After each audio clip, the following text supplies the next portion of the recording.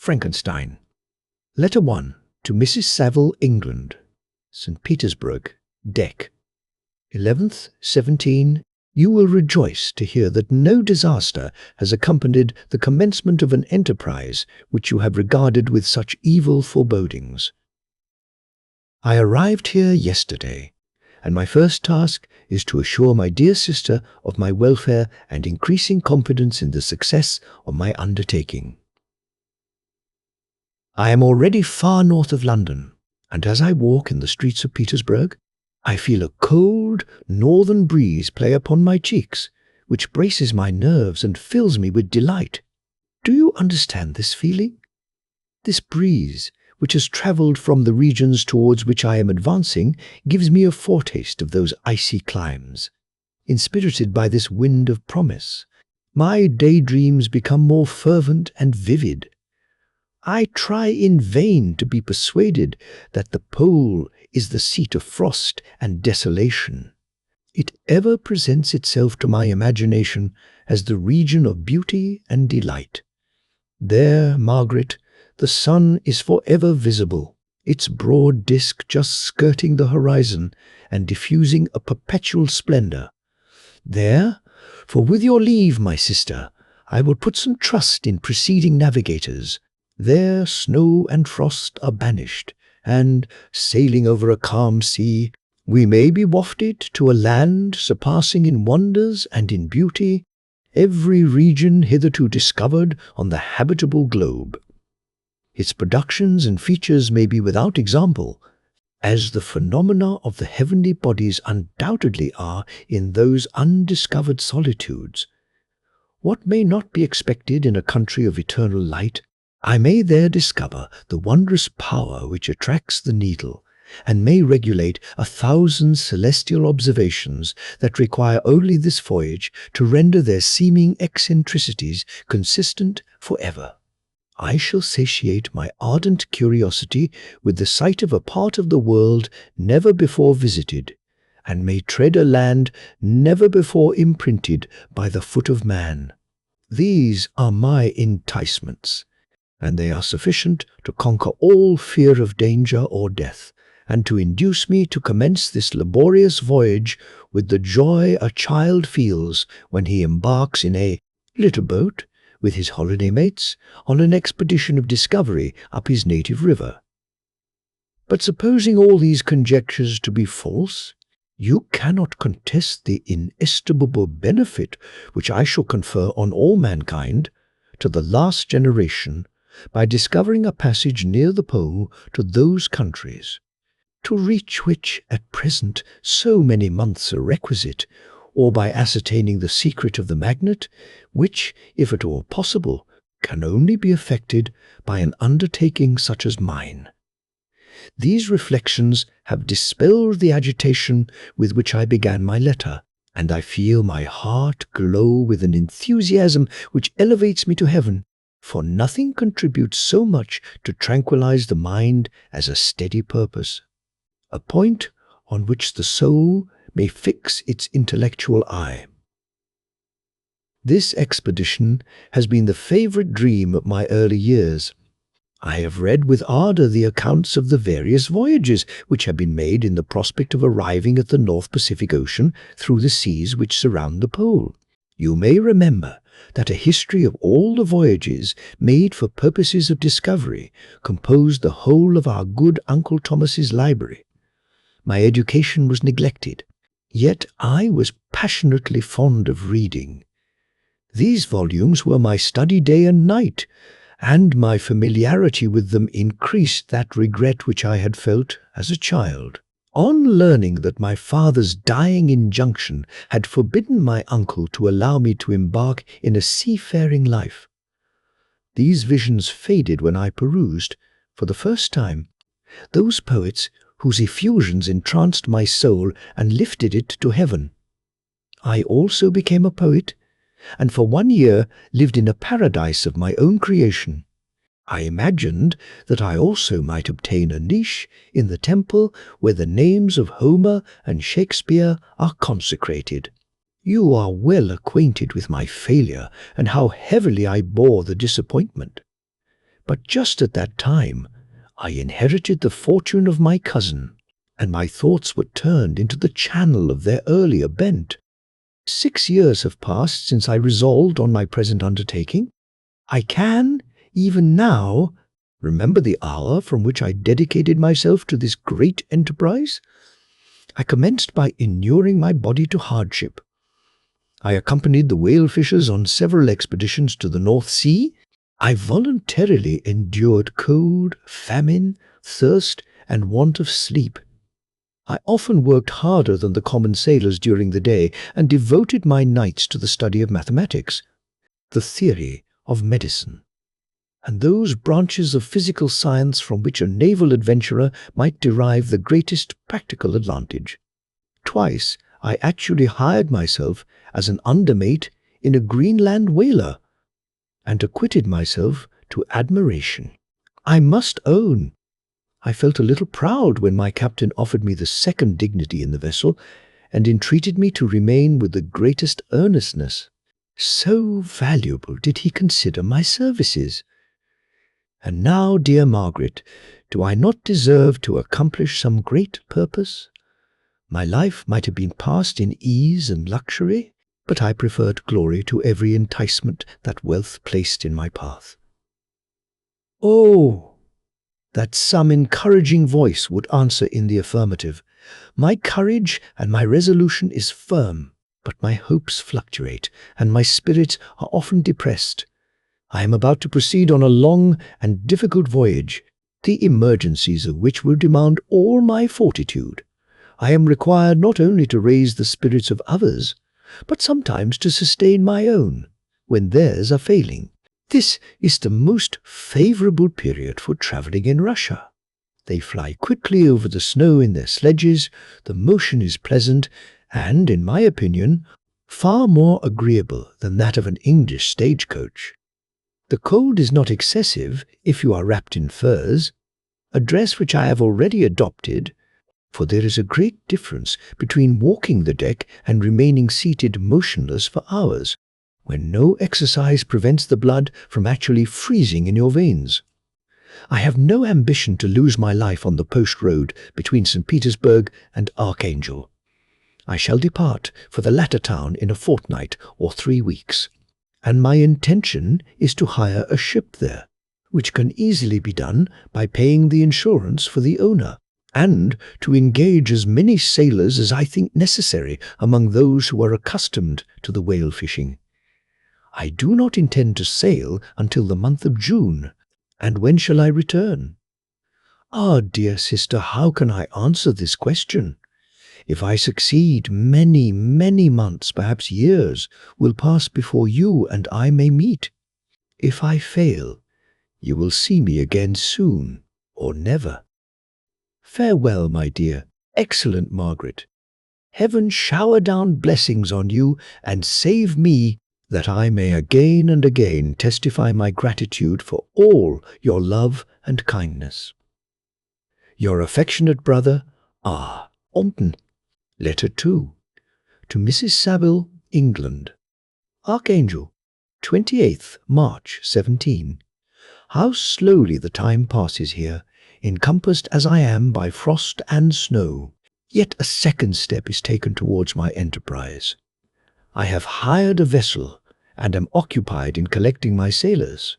Those whom I have already engaged appear to be men on whom I can depend, and are certainly possessed of dauntless courage.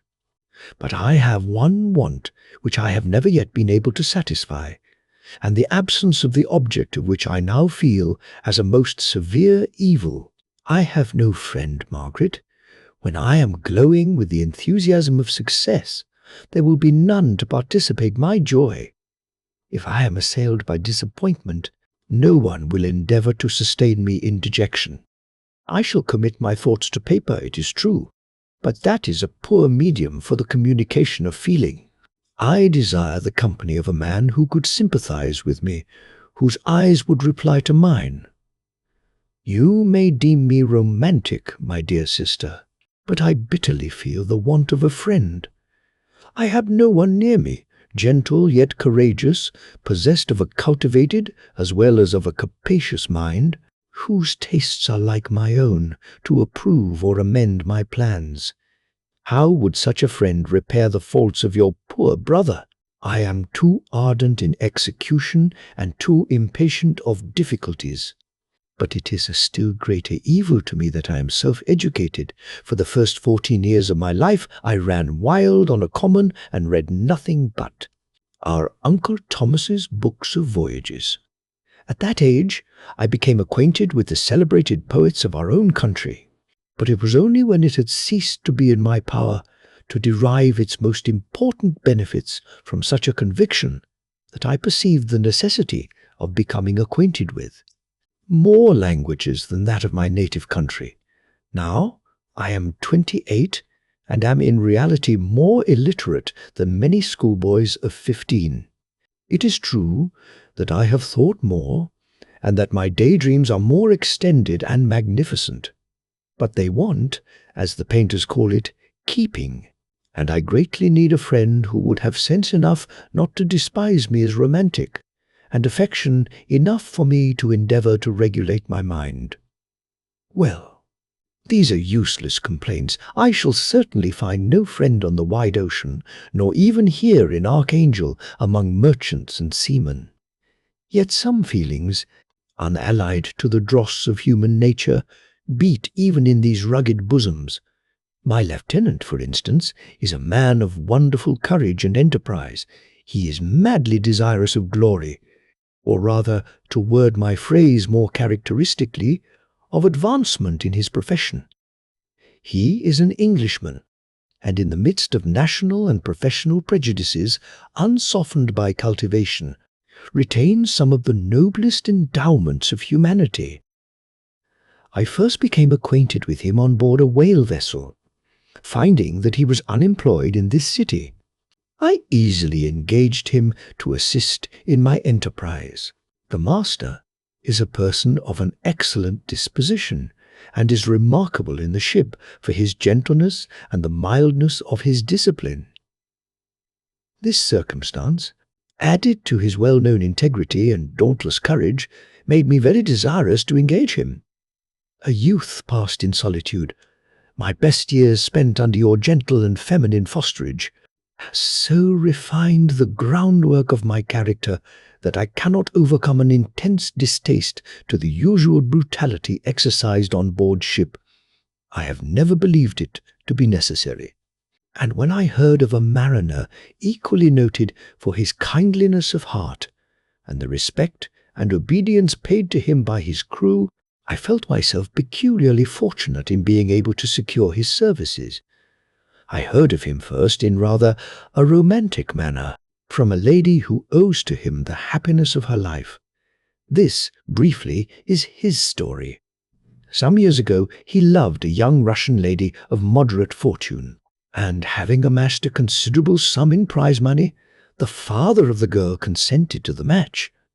He saw his mistress once before the destined ceremony, but she was bathed in tears, and throwing herself at his feet, entreated him to spare her, confessing at the same time that she loved another, but that he was poor, and that her father would never consent to the union. My generous friend reassured the suppliant, and on being informed of the name of her lover, instantly abandoned his pursuit. He had already bought a farm with his money, on which he had designed to pass the remainder of his life, but he bestowed the whole on his rival, together with the remains of his prize money to purchase stock, and then himself solicited the young woman's father to consent to her marriage with her lover.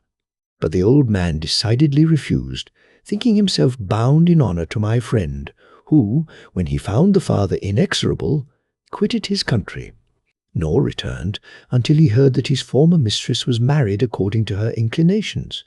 "What a noble fellow!" you will exclaim. He is so, but then he is wholly uneducated.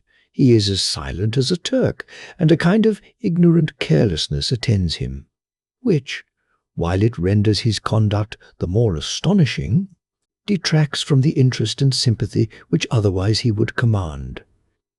Yet do not suppose, because I complain a little, or because I can conceive a consolation for my toils which I may never know, that I am wavering in my resolutions. Those are as fixed as fate, and my voyage is only now delayed until the weather shall permit my embarkation. The winter has been dreadfully severe, but the spring promises well, and it is considered as a remarkably early season, so that perhaps I may sail sooner than I expected. I shall do nothing rashly. You know me sufficiently to confide in my prudence and considerateness whenever the safety of others is committed to my care. I cannot describe to you my sensations on the near prospect of my undertaking.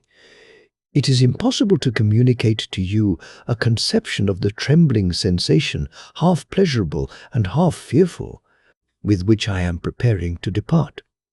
I am going to unexplored regions, to the land of mist and snow, but I shall kill no albatross. Therefore, do not be alarmed for my safety, or if I should come back to you as worn and woeful as the ancient mariner.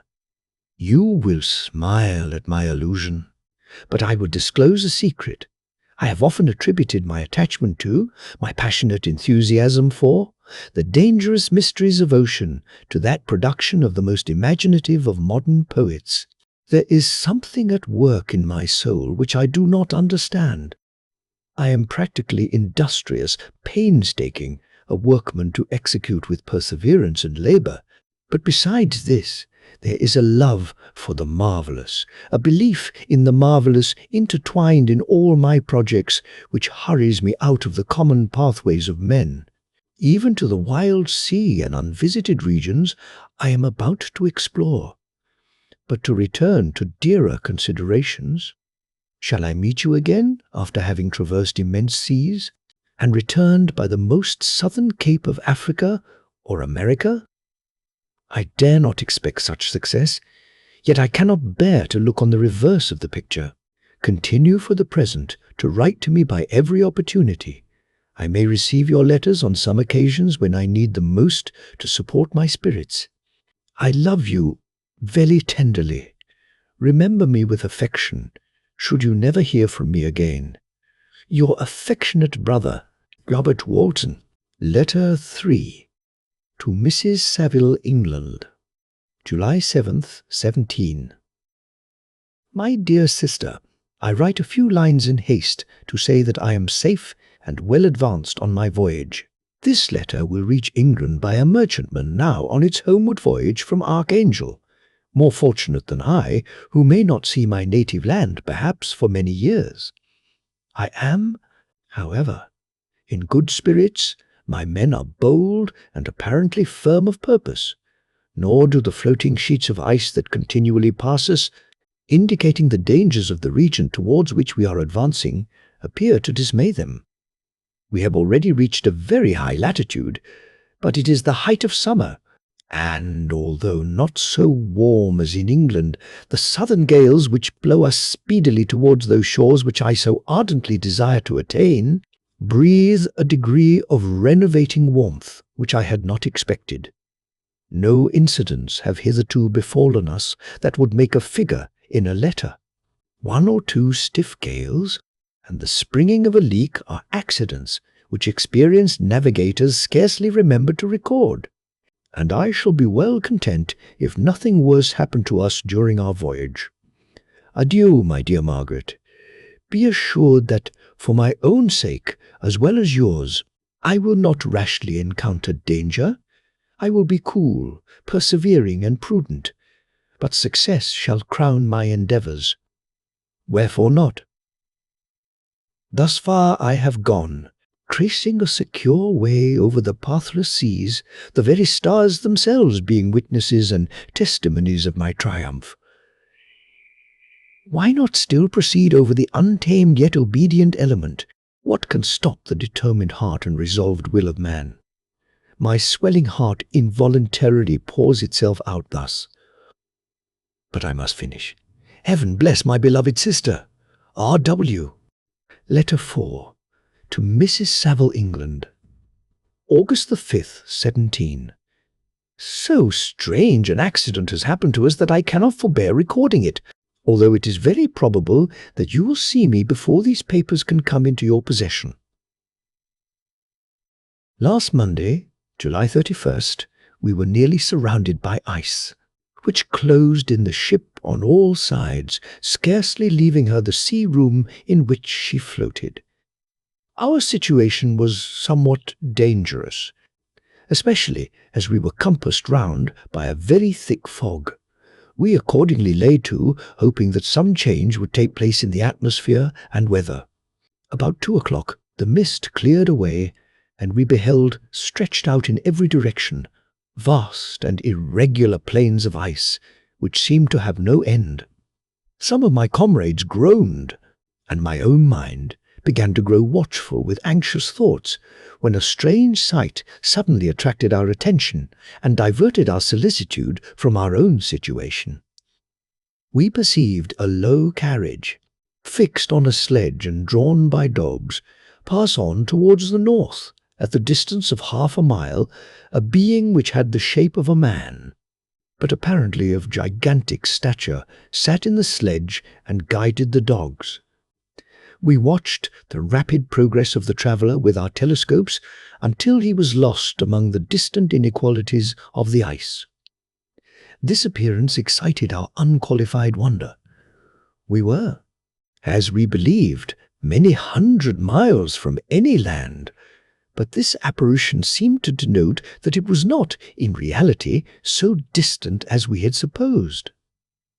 Shut in, however, by ice, it was impossible to follow his track, which we had observed with the greatest attention. About 2 hours after this occurrence, we heard the ground sea, and before night the ice broke and freed our ship. We, however, lay to until the morning, fearing to encounter in the dark those large, loose masses which float about after the breaking up of the ice. I profited of this time to rest for a few hours. In the morning, however, as soon as it was light, I went upon deck and found all the sailors busy on one side of the vessel, apparently talking to someone in the sea. It was, in fact, a sledge, like that we had seen before, which had drifted towards us in the night on a large fragment of ice. Only one dog remained alive, but there was a human being within it whom the sailors were persuading to enter the vessel. He was not, as the other traveller seemed to be, a savage inhabitant of some undiscovered island, but a European. When I appeared on deck, the master said, "Here is our captain, and he will not allow you to perish on the open sea." On perceiving me, the stranger addressed me in English, although with a foreign accent. "Before I come on board your vessel," said he, "will you have the kindness to inform me whither you are bound?" You may conceive my astonishment on hearing such a question addressed to me from a man on the brink of destruction, and to whom I should have supposed that my vessel would have been a resource which he would not have exchanged for the most precious wealth the earth can afford. I replied, however, that we were on a voyage of discovery towards the northern pole. Upon hearing this, he appeared satisfied and consented to come on board. Good God, Margaret, if you had seen the man who thus capitulated for his safety, your surprise would have been boundless. His limbs were nearly frozen, and his body dreadfully emaciated by fatigue and suffering. I never saw a man in so wretched a condition. We attempted to carry him into the cabin, but as soon as he had quitted the fresh air, he fainted. We accordingly brought him back to the deck, and restored him to animation by rubbing him with brandy and forcing him to swallow a small quantity. As soon as he showed signs of life, we wrapped him up in blankets and placed him near the chimney of the kitchen stove. By slow degrees he recovered and ate a little soup, which restored him wonderfully. 2 days passed in this manner before he was able to speak, and I often feared that his sufferings had deprived him of understanding. When he had in some measure recovered, I removed him to my own cabin, and attended on him as much as my duty would permit. I never saw a more interesting creature. His eyes have generally an expression of wildness and even madness, but there are moments when, if anyone performs an act of kindness towards him, or does him the most trifling service, his whole countenance is lighted up, as it were, with a beam of benevolence and sweetness that I never saw equalled. But he is generally melancholy and despairing, and sometimes he gnashes his teeth, as if impatient of the weight of woes that oppresses him. When my guest was a little recovered, I had great trouble to keep off the men, who wished to ask him 1,000 questions, but I would not allow him to be tormented by their idle curiosity, in a state of body and mind whose restoration evidently depended upon entire repose. Once, however, the lieutenant asked why he had come so far upon the ice in so strange a vehicle. His countenance instantly assumed an aspect of the deepest gloom, and he replied, "To seek one who fled from me. And did the man whom you pursued travel in the same fashion?" "Yes." "Then I fancy we have seen him, for the day before we picked you up, we saw some dogs drawing a sledge with a man in it across the ice." This aroused the stranger's attention, and he asked a multitude of questions concerning the route which the daemon, as he called him, had pursued. Soon after, when he was alone with me, he said, "I have, doubtless, excited your curiosity, as well as that of these good people, but you are too considerate to make inquiries." "Certainly. It would indeed be very impertinent and inhuman in me to trouble you with any inquisitiveness of mine. And yet you rescued me from a strange and perilous situation. You have benevolently restored me to life." Soon after this, he inquired if I thought that the breaking up of the ice had destroyed the other sledge. I replied that I could not answer with any degree of certainty, for the ice had not broken until near midnight, and the traveller might have arrived at a place of safety before that time. But of this I could not judge. From this time a new spirit of life animated the decaying frame of the stranger. He manifested the greatest eagerness to be upon deck to watch for the sledge which had before appeared. But I have persuaded him to remain in the cabin, for he is far too weak to sustain the rawness of the atmosphere. I have promised that someone should watch for him and give him instant notice if any new object should appear in sight. Such is my journal of what relates to this strange occurrence up to the present day. The stranger has gradually improved in health, but is very silent and appears uneasy when anyone except myself enters his cabin. Yet his manners are so conciliating and gentle that the sailors are all interested in him, although they have had very little communication with him. For my own part, I begin to love him as a brother, and his constant and deep grief fills me with sympathy and compassion. He must have been a noble creature in his better days, being even now in wreck so attractive and amiable. I said in one of my letters, my dear Margaret, that I should find no friend on the wide ocean. Yet I have found a man who, before his spirit had been broken by misery, I should have been happy to have possessed as the brother of my heart. I shall continue my journal concerning the stranger at intervals, should I have any fresh incidents to record. August 13th, 17. My affection for my guest increases every day. He excites at once my admiration and my pity to an astonishing degree.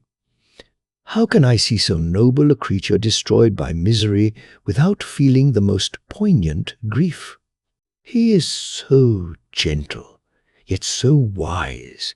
His mind is so cultivated, and when he speaks, although his words are culled with the choicest art, yet they flow with rapidity and unparalleled eloquence.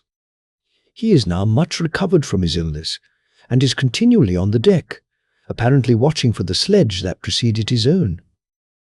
Yet, although unhappy, He is not so utterly occupied by his own misery, but that he interests himself deeply in the projects of others. He has frequently conversed with me on mine, which I have communicated to him without disguise. He entered attentively into all my arguments in favor of my eventual success and into every minute detail of the measures I had taken to secure it. I was easily led by the sympathy which he evinced to use the language of my heart, to give utterance to the burning ardor of my soul, and to say, with all the fervor that warmed me, how gladly I would sacrifice my fortune, my existence, my every hope, to the furtherance of my enterprise. One man's life or death were but a small price to pay for the acquirement of the knowledge which I sought, for the dominion I should acquire and transmit over the elemental foes of our race. As I spoke, a dark gloom spread over my listener's countenance. At first I perceived that he tried to suppress his emotion. He placed his hands before his eyes, and my voice quivered and failed me as I beheld tears trickle fast from between his fingers. A groan burst from his heaving breast. I paused. At length he spoke, in broken accents, "Unhappy man, do you share my madness? Have you drunk also of the intoxicating draught? Hear me, let me reveal my tale, and you will dash the cup from your lips." Such words, you may imagine, strongly excited my curiosity. But the paroxysm of grief that had seized the stranger overcame his weakened powers, and many hours of repose and tranquil conversation were necessary to restore his composure. Having conquered the violence of his feelings, he appeared to despise himself for being the slave of passion, and quelling the dark tyranny of despair, he led me again to converse concerning myself personally. He asked me the history of my earlier years. The tale was quickly told, but it awakened various trains of reflection. I spoke of my desire of finding a friend, of my thirst for a more intimate sympathy with a fellow mind than had ever fallen to my lot, and expressed my conviction that a man could boast of little happiness who did not enjoy this blessing. "I agree with you," replied the stranger. "We are unfashioned creatures, but half made up. If one wiser, better, dearer than ourselves, such a friend ought to be, do not lend his aid to perfectionate our weak and faulty natures. I once had a friend, the most noble of human creatures, and am entitled, therefore, to judge respecting friendship. You have hope, and the world before you, and have no cause for despair. But I have lost everything and cannot begin life anew." As he said this, his countenance became expressive of a calm, settled grief that touched me to the heart. But he was silent and presently retired to his cabin. Even broken in spirit as he is, no one can feel more deeply than he does the beauties of nature. The starry sky, the sea, and every sight afforded by these wonderful regions seem still to have the power of elevating his soul from earth. Such a man has a double existence. He may suffer misery and be overwhelmed by disappointments, yet when he has retired into himself, he will be like a celestial spirit that has a halo around him, within whose circle no grief or folly ventures. Will you smile at the enthusiasm I express concerning this divine wanderer? You would not if you saw him. You have been tutored and refined by books and retirement from the world, and you are therefore somewhat fastidious, but this only renders you the more fit to appreciate the extraordinary merits of this wonderful man. Sometimes I have endeavored to discover what quality it is which he possesses that elevates him so immeasurably above any other person I ever knew. I believe it to be an intuitive discernment, a quick but never failing power of judgment, a penetration into the causes of things, unequaled for clearness and precision.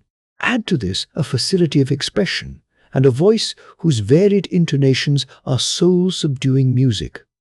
August 19th, 17. Yesterday the stranger said to me, "You may easily perceive Captain Walton, that I have suffered great and unparalleled misfortunes. I had determined at one time that the memory of these evils should die with me. But you have won me to alter my determination. You seek for knowledge and wisdom, as I once did, and I ardently hope that the gratification of your wishes may not be a serpent to sting you, as mine has been. I do not know that the relation of my disasters will be useful to you, yet, when I reflect that you are pursuing the same course, exposing yourself to the same dangers which have rendered me what I am, I imagine that you may deduce an apt moral from my tale, one that may direct you if you succeed in your undertaking and console you in case of failure. Prepare to hear of occurrences which are usually deemed marvelous. Were we among the tamer scenes of nature, I might fear to encounter your unbelief, perhaps your ridicule, but many things will appear possible in these wild and mysterious regions which would provoke the laughter of those unacquainted with the ever-varied powers of nature. Nor can I doubt but that my tale conveys in its series internal evidence of the truth of the events of which it is composed. You may easily imagine that I was much gratified by the offered communication, yet I could not endure that he should renew his grief by a recital of his misfortunes. I felt the greatest eagerness to hear the promised narrative, partly from curiosity and partly from a strong desire to ameliorate his fate if it were in my power. I expressed these feelings in my answer. "I thank you," he replied, "for your sympathy, but it is useless. My fate is nearly fulfilled. I wait but for one event, and then I shall repose in peace." "I understand your feeling," continued he, perceiving that I wished to interrupt him, "but you are mistaken, my friend. If thus you will allow me to name you, nothing can alter my destiny. Listen to my history, and you will perceive how irrevocably it is determined." He then told me that he would commence his narrative the next day, when I should be at leisure. This promise drew from me the warmest thanks. I have resolved every night, when I am not imperatively occupied by my duties, to record, as nearly as possible in his own words, what he has related during the day. If I should be engaged, I will at least make notes. This manuscript will doubtless afford you the greatest pleasure, but to me, who know him and who hear it from his own lips, with what interest and sympathy shall I read it in some future day? Even now, as I commence my task, his full-toned voice swells in my ears. His lustrous eyes dwell on me with all their melancholy sweetness. I see his thin hand raised in animation, while the lineaments of his face are irradiated by the soul within. Strange and harrowing must be his story, frightful the storm which embraced the gallant vessel on its course and wrecked it thus. Chapter 1. I am by birth a Genoese, and my family is one of the most distinguished of that republic. My ancestors had been for many years councillors and syndics, and my father had filled several public situations with honour and reputation.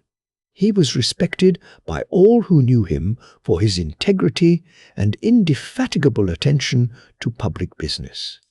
He passed his younger days perpetually occupied by the affairs of his country. A variety of circumstances had prevented his marrying early, nor was it until the decline of life that he became a husband and the father of a family. As the circumstances of his marriage illustrate his character, I cannot refrain from relating them. One of his most intimate friends was a merchant who, from a flourishing state, fell, through numerous mischances, into poverty. This man, whose name was Beaufort, was of a proud and unbending disposition, and could not bear to live in poverty and oblivion in the same country where he had formerly been distinguished for his rank and magnificence. Having paid his debts, therefore, in the most honourable manner, he retreated with his daughter to the town of Lucerne, where he lived unknown and in wretchedness. My father loved Beaufort with the truest friendship, and was deeply grieved by his retreat in these unfortunate circumstances. He bitterly deplored the false pride which led his friend to a conduct so little worthy of the affection that united them. He lost no time in endeavouring to seek him out, with the hope of persuading him to begin the world again through his credit and assistance. Beaufort had taken effectual measures to conceal himself, and it was 10 months before my father discovered his abode. Overjoyed at this discovery, he hastened to the house, which was situated in a mean street near the Res. But when he entered, misery and despair alone welcomed him.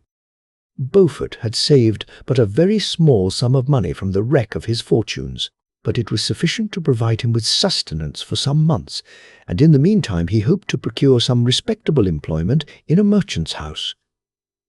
The interval was, consequently, spent in inaction. His grief only became more deep and rankling when he had leisure for reflection, and at length it took so fast hold of his mind that at the end of 3 months he lay on a bed of sickness, incapable of any exertion. His daughter attended him with the greatest tenderness, but she saw with despair that their little fund was rapidly decreasing and that there was no other prospect of support. But Caroline Beaufort possessed a mind of an uncommon mould, and her courage rose to support her in her adversity. She procured plain work, she plaited straw, and by various means contrived to earn a pittance scarcely sufficient to support life. Several months passed in this manner. Her father grew worse. Her time was more entirely occupied in attending him. Her means of subsistence decreased, and in the 10th month her father died in her arms, leaving her an orphan and a beggar. This last blow overcame her, and she knelt by Beaufort's coffin weeping bitterly when my father entered the chamber. He came like a protecting spirit to the poor girl, cool committed herself to his care, and after the interment of his friend he conducted her to Geneva and placed her under the protection of a relation. 2 years after this event, Caroline became his wife. There was a considerable difference between the ages of my parents, but this circumstance seemed to unite them only closer in bonds of devoted affection. There was a sense of justice in my father's upright mind which rendered it necessary that he should approve highly to love strongly. Perhaps during former years he had suffered from the late discovered unworthiness of one beloved, and so was disposed to set a greater value on tried worth.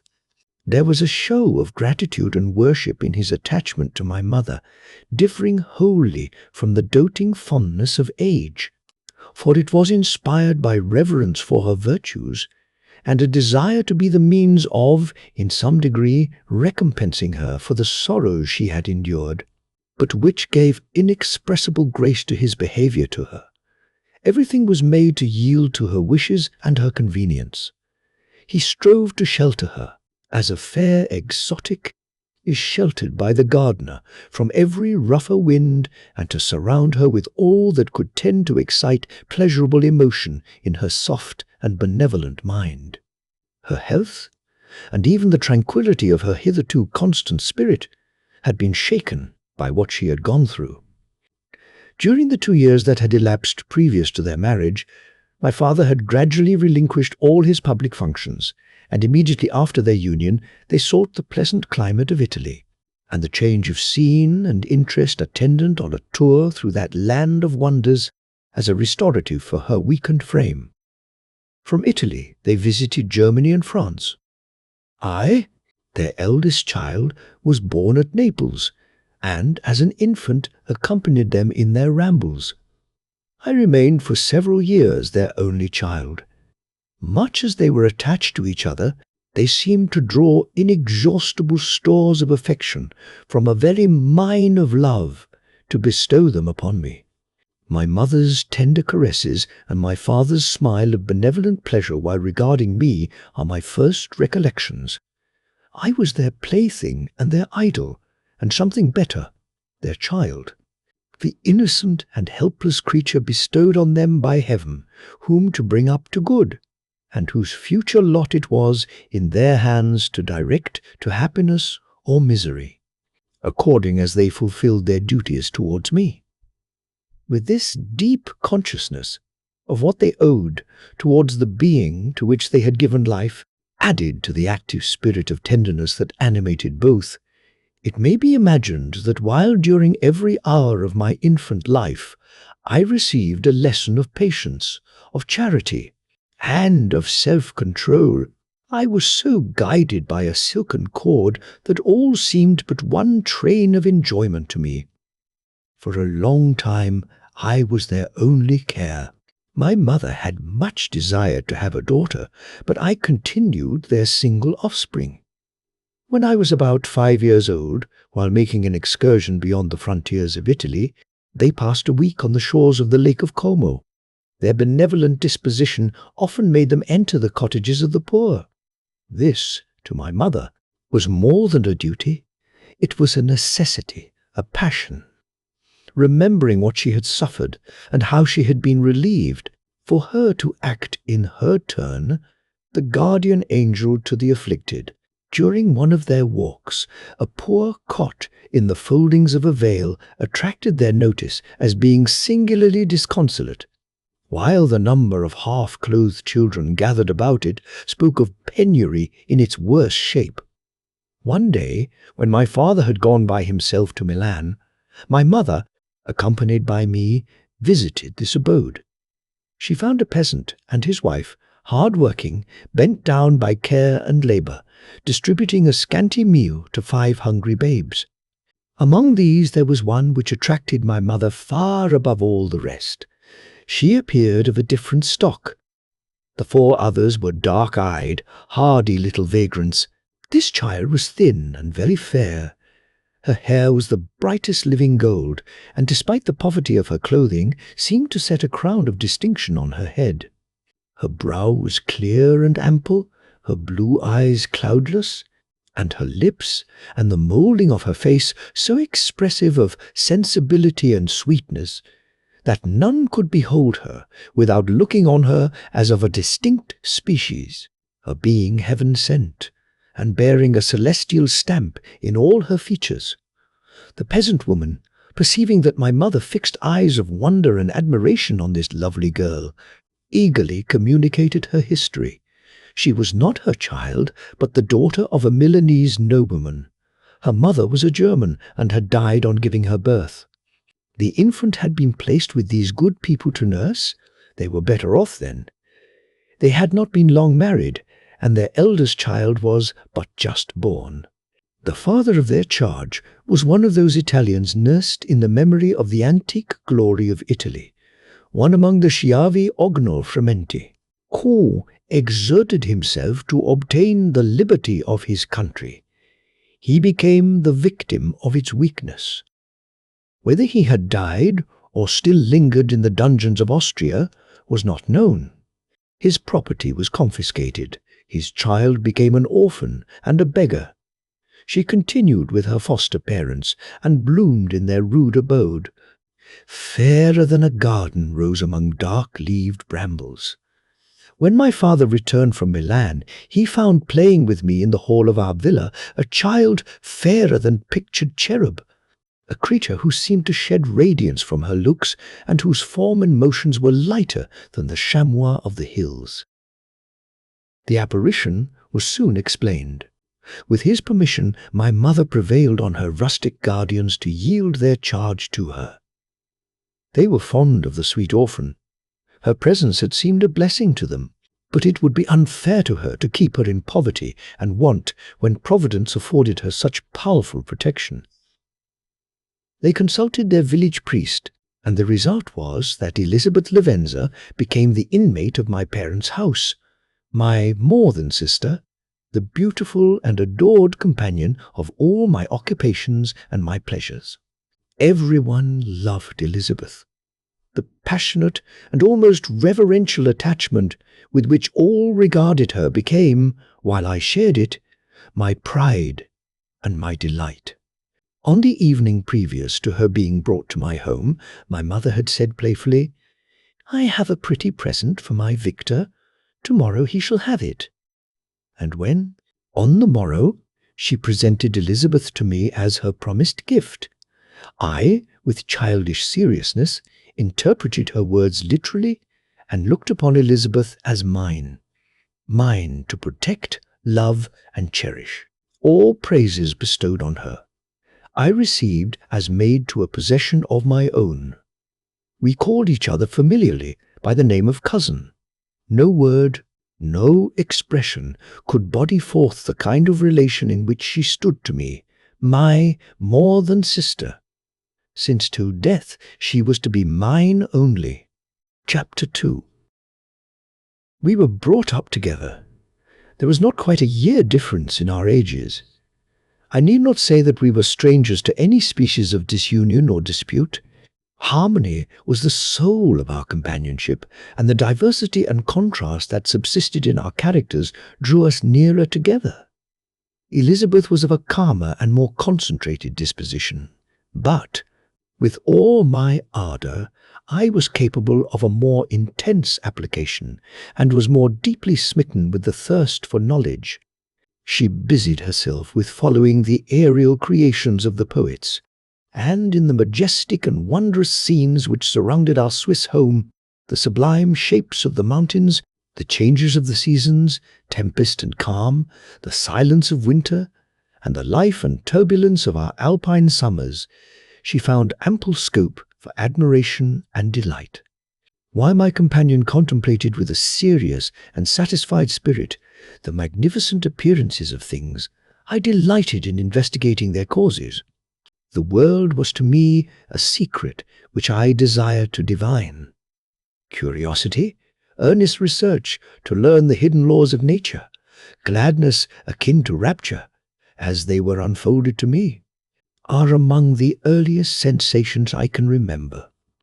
On the birth of a second son, my junior by 7 years, my parents gave up entirely their wandering life and fixed themselves in their native country.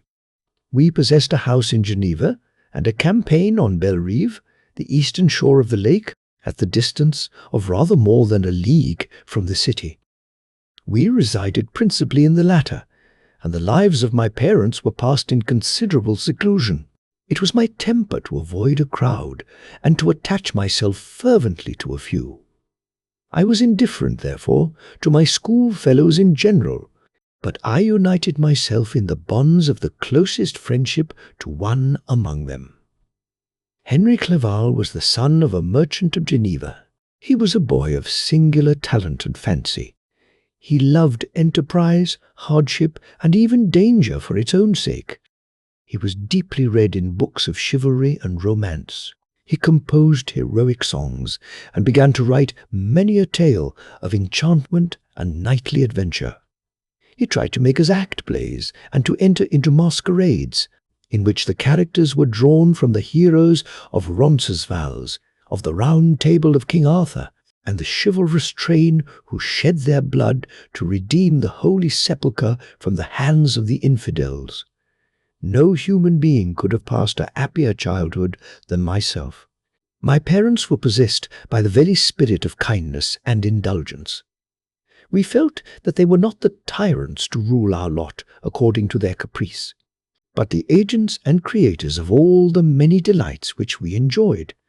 When I mingled with other families, I distinctly discerned how peculiarly fortunate my lot was, and gratitude assisted the development of filial love.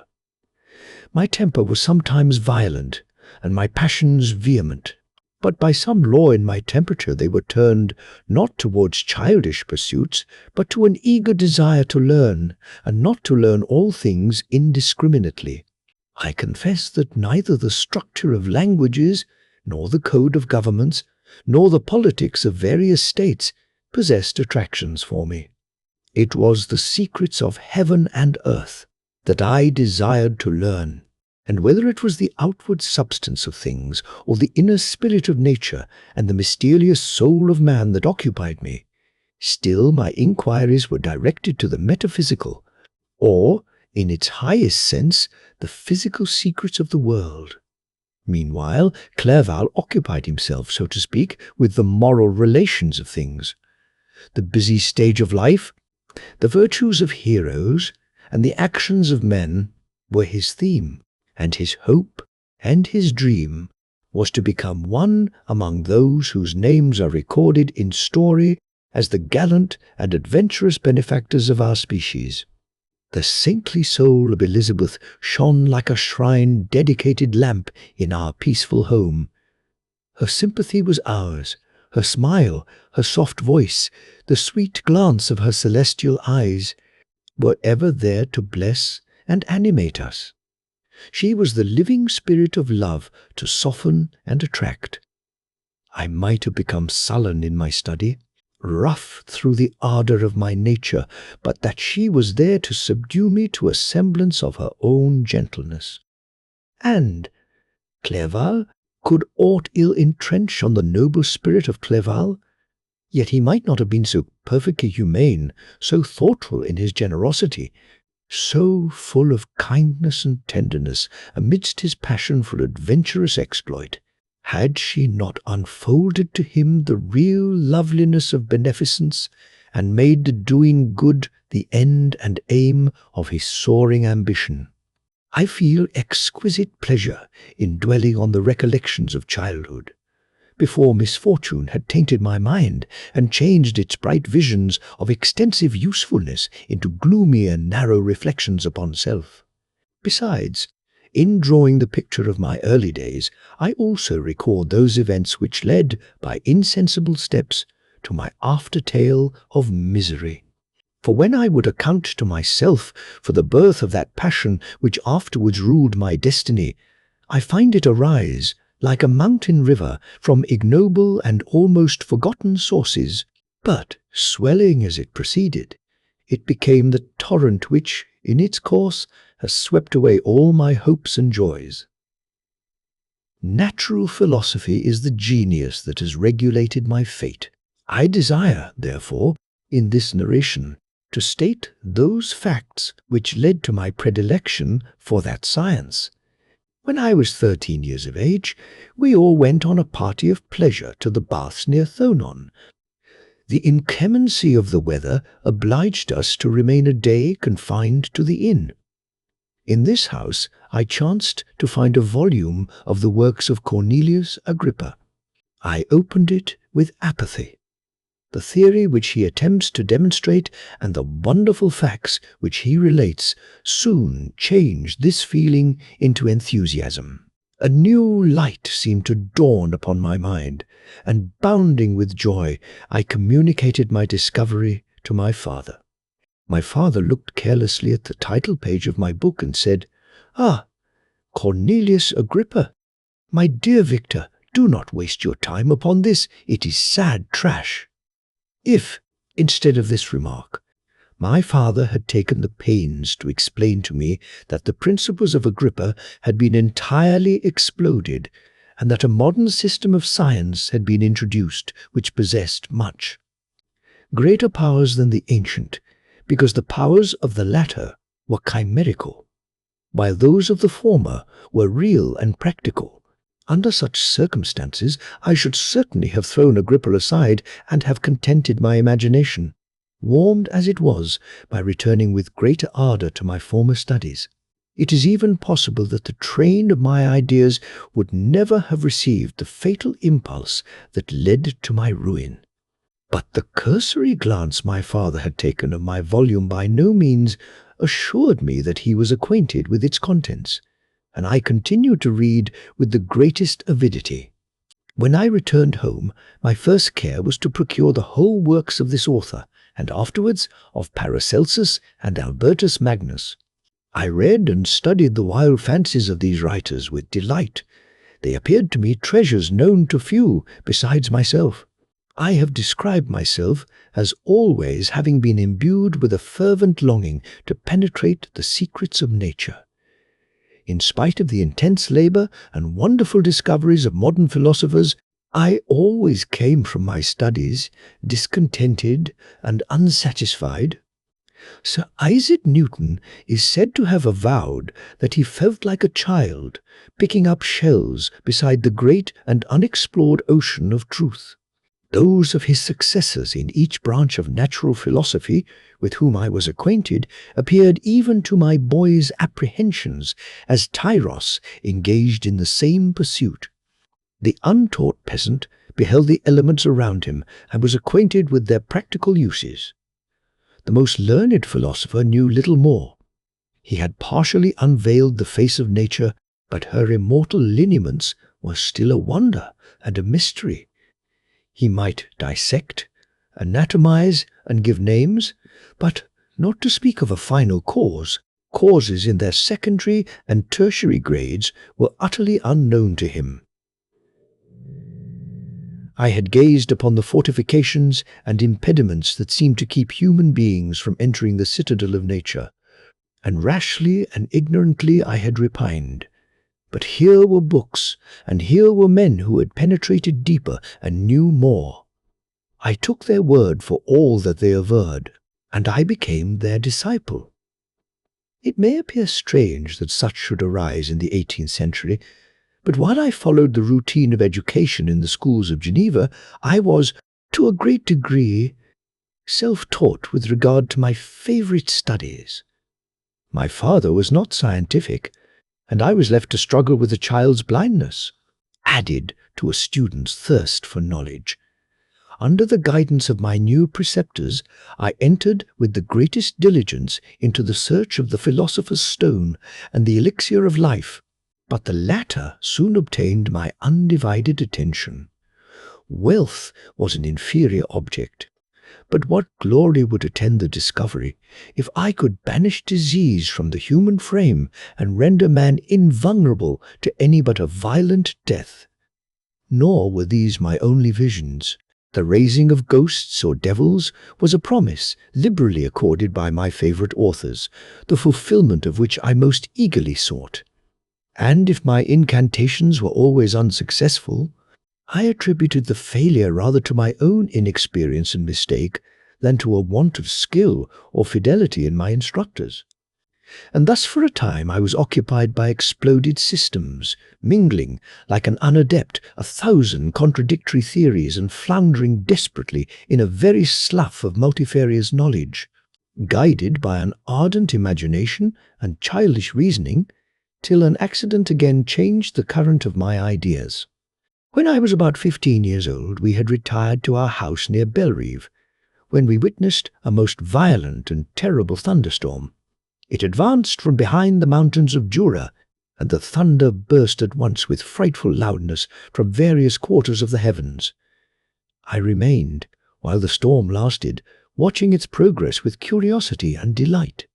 As I stood at the door, on a sudden I beheld a stream of fire issue from an old and beautiful oak which stood about 20 yards from our house, and so soon as the dazzling light vanished, the oak had disappeared, and nothing remained but a blasted stump.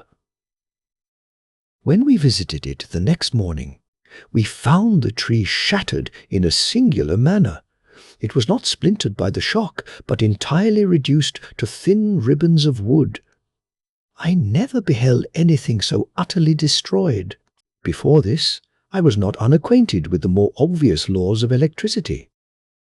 On this occasion, a man of great research in natural philosophy was with us, and excited by this catastrophe, he entered on the explanation of a theory which he had formed on the subject of electricity and galvanism, which was at once new and astonishing to me. All that he said threw greatly into the shade Cornelius Agrippa, Albertus Magnus, and Paracelsus, the lords of my imagination, but by some fatality, the overthrow of these men disinclined me to pursue my accustomed studies. It seemed to me as if nothing would or could ever be known. All that had so long engaged my attention suddenly grew despicable. By one of those caprices of the mind which we are perhaps most subject to in early youth, I at once gave up my former occupations, set down natural history and all its progeny as a deformed and abortive creation. and entertained the greatest disdain for a would-be science which could never even step within the threshold of real knowledge. In this mood of mind, I betook myself to the mathematics and the branches of study appertaining to that science as being built upon secure foundations and so worthy of my consideration. Thus, strangely are our souls constructed, and by such slight ligaments are we bound to prosperity or ruin. When I look back, it seems to me as if this almost miraculous change of inclination and will was the immediate suggestion of the guardian angel of my life, the last effort made by the spirit of preservation to avert the storm that was even then hanging in the stars and ready to envelop me. Her victory was announced by an unusual tranquillity and gladness of soul which followed the relinquishing of my ancient and latterly tormenting studies. It was thus that I was to be taught to associate evil with their prosecution, happiness with their disregard. It was a strong effort of the spirit of good, but it was ineffectual. Destiny was too potent, and her immutable laws had decreed my utter and terrible destruction. Chapter 3. When I had attained the age of 17, my parents resolved that I should become a student at the University of Ingolstadt. I had hitherto attended the schools of Geneva, but my father thought it necessary for the completion of my education that I should be made acquainted with other customs than those of my native country. My departure was therefore fixed at an early date, but before the day resolved upon could arrive, the first misfortune of my life occurred. An omen, as it were, of my future misery. Elizabeth had caught the scarlet fever. Her illness was severe, and she was in the greatest danger. During her illness, many arguments had been urged to persuade my mother to refrain from attending upon her. She had at first yielded to our entreaties, but when she heard that the life of her favourite was menaced, she could no longer control her anxiety. She attended her sick-bed. Her watchful attentions triumphed over the malignity of the distemper. Elizabeth was saved, but the consequences of this imprudence were fatal to her preserver. On the third day, my mother sickened. Her fever was accompanied by the most alarming symptoms, and the looks of her medical attendants prognosticated the worst event. On her deathbed, the fortitude and benignity of this best of women did not desert her. She joined the hands of Elizabeth and myself. "My children," she said, "my firmest hopes of future happiness were placed on the prospect of your union. This expectation will now be the consolation of your father. Elizabeth, my love, you must supply my place to my younger children. Alas! I regret that I am taken from you, and, happy and beloved as I have been, is it not hard to quit you all? But these are not thoughts befitting me. I will endeavour to resign myself cheerfully to death, and will indulge a hope of meeting you in another world." She died calmly, and her countenance expressed affection even in death. I need not describe the feelings of those whose dearest ties are rent by that most irreparable evil, the void that presents itself to the soul, and the despair that is exhibited on the countenance. It is so long before the mind can persuade itself that she whom we saw every day and whose very existence appeared a part of our own can have departed forever, that the brightness of a beloved eye can have been extinguished, and the sound of a voice so familiar and dear to the ear can be hushed, never more to be heard. These are the reflections of the first days, but when the lapse of time proves the reality of the evil, then the actual bitterness of grief commences. Yet from whom has not that rude hand rent away some dear connection? And why should I describe a sorrow which all have felt and must feel? The time at length arrives when grief is rather an indulgence than a necessity, and the smile that plays upon the lips, although it may be deemed a sacrilege, is not banished. My mother was dead, but we had still duties which we ought to perform. We must continue our course with the rest, and learn to think ourselves fortunate whilst one remains whom the spoiler has not seized. My departure for Ingolstadt, which had been deferred by these events, was now again determined upon. I obtained from my father a respite of some weeks. It appeared to me sacrilege so soon to leave the repose, akin to death, of the house of mourning and to rush into the thick of life. I was new to sorrow, but it did not the less alarm me. I was unwilling to quit the sight of those that remained to me, and above all, I desired to see my sweet Elizabeth in some degree consoled. She indeed veiled her grief and strove to act the comforter to us all. She looked steadily on life and assumed its duties with courage and zeal. She devoted herself to those whom she had been taught to call her uncle and cousins. Never was she so enchanting as at this time, when she recalled the sunshine of her smiles and spent them upon us. She forgot even her own regret in her endeavours to make us forget. The day of my departure at length arrived. Clerval spent the last evening with us. He had endeavoured to persuade his father to permit him to accompany me and to become my fellow student, but in vain. His father was a narrow-minded trader and saw idleness and ruin in the aspirations and ambition of his son. Henry deeply felt the misfortune of being debarred from a liberal education. He said little. Who said? But when he spoke, I read in his kindling eye and in his animated glance a restrained but firm resolve not to be chained to the miserable details of commerce. We sat late. We could not tear ourselves away from each other nor persuade ourselves to say the word farewell. It was said, and we retired under the pretence of seeking repose, each fancying that the other was deceived. But when at morning's dawn I descended to the carriage which was to convey me away, they were all there. My father again to bless me, Clerval to press my hand once more, my Elizabeth to renew her entreaties that I would write often, and to bestow the last feminine attentions on her playmate and friend. I threw myself into the chaise that was to convey me away and indulged in the most melancholy reflections. I, who had ever been surrounded by amiable companions, continually engaged in endeavouring to bestow mutual pleasure, I was now alone. In the university whither I was going, I must form my own friends and be my own protector. My life had hitherto been remarkably secluded and domestic, and this had given me invincible repugnance to new countenances. I loved my brothers, Elizabeth and Clerval. These were old familiar faces, but I believed myself totally unfitted for the company of strangers. Such were my reflections as I commenced my journey, but as I proceeded, my spirits and hopes rose. I ardently desired the acquisition of knowledge. I had often, when at home, thought it hard to remain during my youth cooped up in one place, and had longed to enter the world and take my station among other human beings. Now my desires were complied with, and it would indeed have been folly to repent.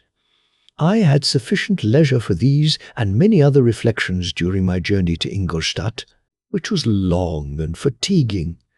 At length the high white steeple of the town met my eyes. I alighted and was conducted to my solitary apartment to spend the evening as I pleased. The next morning I delivered my letters of introduction and paid a visit to some of the principal professors.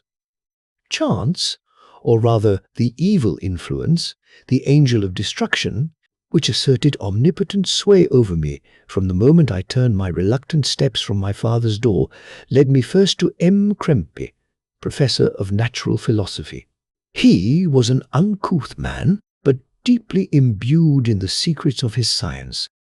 He asked me several questions concerning my progress in the different branches of science appertaining to natural philosophy.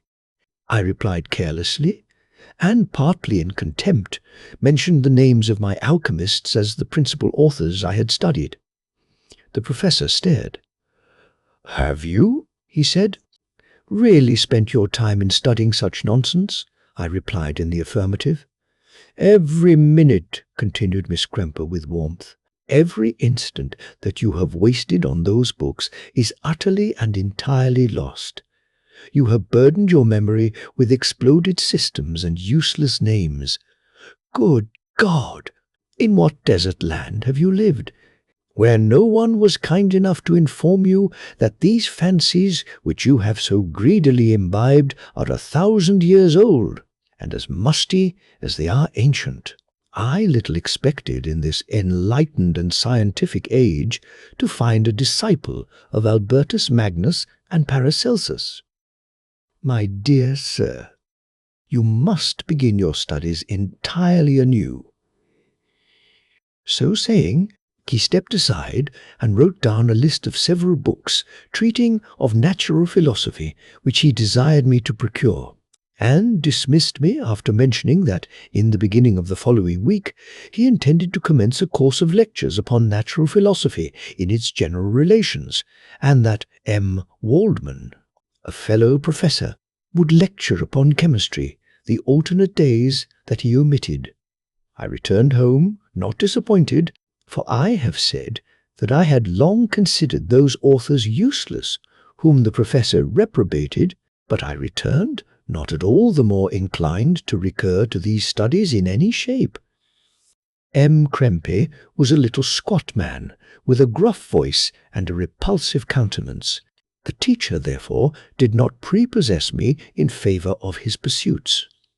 In rather a too philosophical and connected a strain, perhaps, I have given an account of the conclusions I had come to concerning them in my early years. As a child, I had not been content with the results promised by the modern professors of natural science, with a confusion of ideas only to be accounted for by my extreme youth and my want of a guide on such matters. I had retrod the steps of knowledge along the paths of time, and exchanged the discoveries of recent inquirers for the dreams of forgotten alchemists. Besides, I had a contempt for the uses of modern natural philosophy. It was very different when the masters of the science sought immortality and power. Such views, although futile, were grand, but now the scene was changed. The ambition of the inquirer seemed to limit itself to the annihilation of those visions on which my interest in science was chiefly founded. I was required to exchange chimeras of boundless grandeur for realities of little worth. Such were my reflections during the first 2 or 3 days of my residence at Ingolstadt, which were chiefly spent in becoming acquainted with the localities and the principal residents in my new abode. But as the ensuing week commenced, I thought of the information which M. Krempe had given me concerning the lectures, and although I could not consent to go and hear that little conceited fellow deliver sentences out of a pulpit, I recollected what he had said of M. Waldman, whom I had never seen, as he had hitherto been out of town. Partly from curiosity and partly from idleness, I went into the lecturing room which M. Waldman entered shortly after. This professor was very unlike his colleague. He appeared about 50 years of age, but with an aspect expressive of the greatest benevolence. A few grey hairs covered his temples, but those at the back of his head were nearly black. His person was short but remarkably erect, and his voice the sweetest I had ever heard. He began his lecture by a recapitulation of the history of chemistry and the various improvements made by different men of learning, pronouncing with fervour the names of the most distinguished discoverers. He then took a cursory view of the present state of the science, and explained many of its elementary terms. After having made a few preparatory experiments, he concluded with a panegyric upon modern chemistry, the terms of which I shall never forget.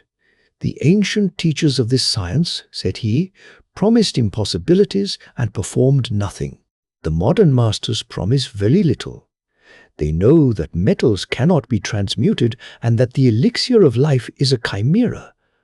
But these philosophers, whose hands seem only made to dabble in dirt and their eyes to pore over the microscope or crucible, have indeed performed miracles.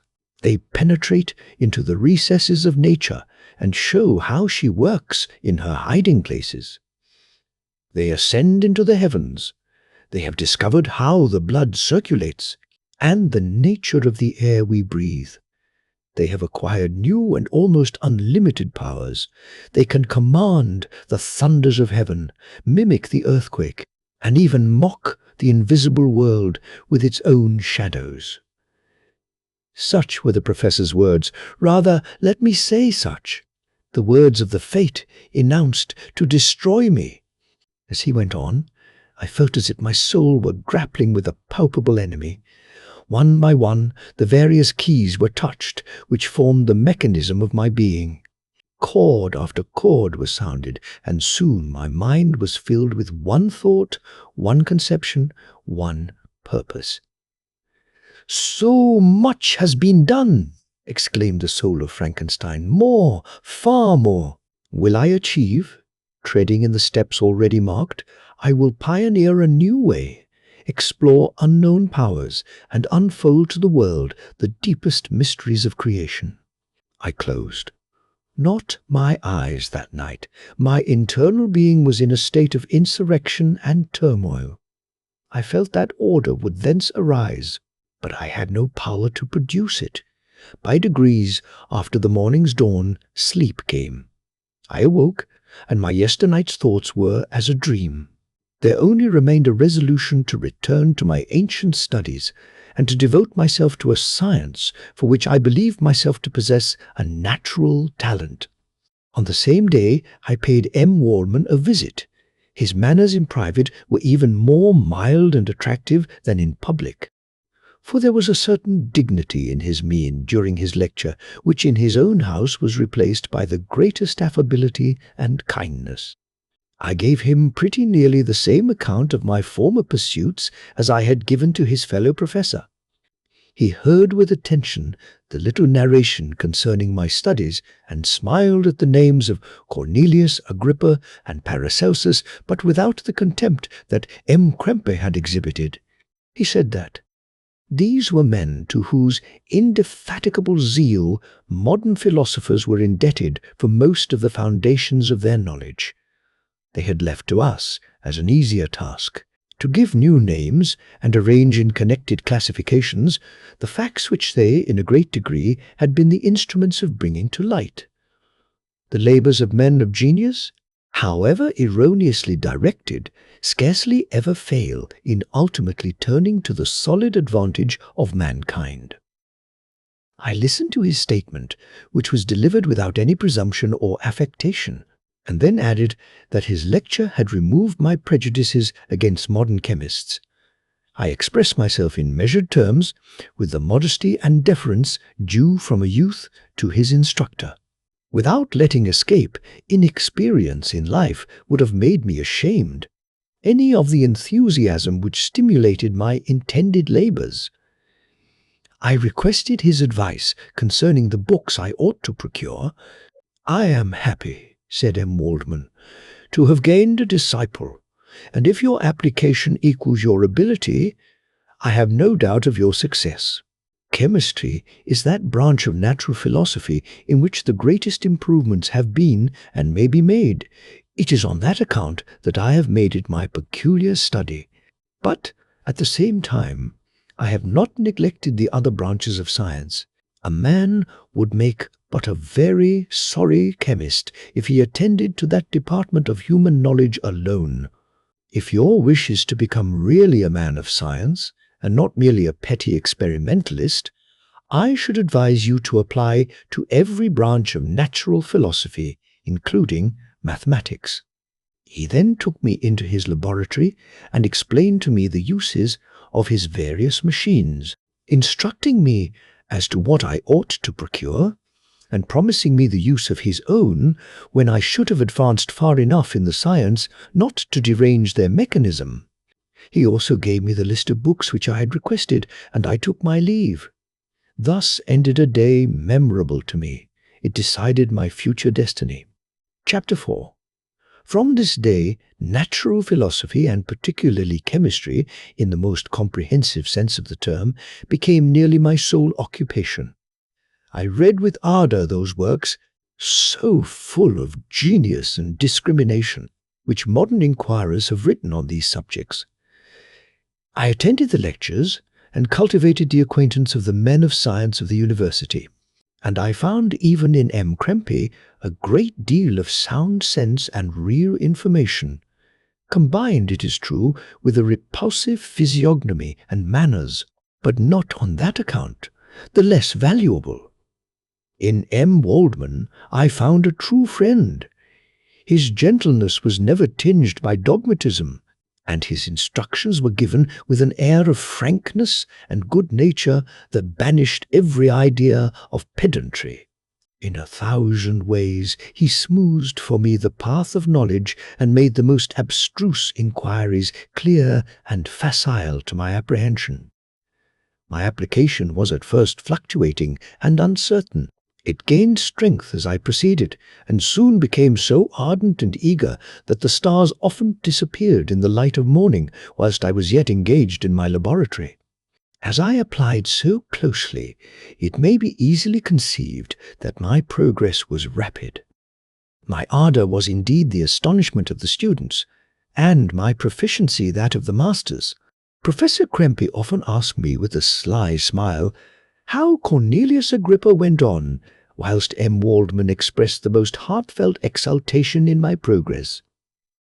2 years passed in this manner, during which I paid no visit to Geneva, but was engaged heart and soul in the pursuit of some discoveries which I hoped to make. None but those who have experienced them can conceive of the enticements of science.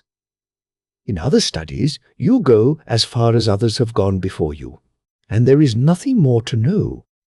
But in a scientific pursuit there is continual food for discovery and wonder. A mind of moderate capacity which closely pursues one study must infallibly arrive at great proficiency in that study.